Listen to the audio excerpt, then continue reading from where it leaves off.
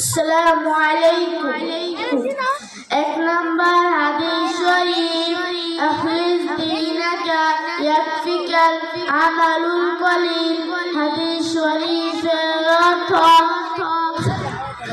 তোমার ঈমানকে খাঁটি করো, অল্প আমলে নাজাতের জন্য যথেষ্ট হইবে।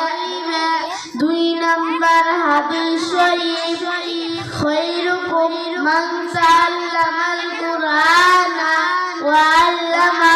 হাদিস শরীফের অর্থ, তোমাদের মধ্যে সর্বোত্তম ওই ব্যক্তি যিনি কুরআন মাজিদ শিক্ষা করে এবং শিক্ষা দেন। তিন নম্বর হাদিস শরীফ, তালাবুল ইলমি ফরিদাতুন আলা কুল্লি মুসলিম। হাদিস শরীফের অর্থ, দিনী ইলম তলব করা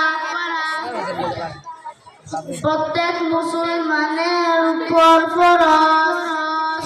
চার নম্বর হাদিস শরীফ, আত-তুহুরু ছাত্রুল ঈমান। হাদিস শরীফের অর্থ, পবিত্রতা ঈমানের অঙ্গ। পাঁচ নম্বর হাদিস শরীফ, মিফতাহুল জান্নাতিস সালাহ। হাদিস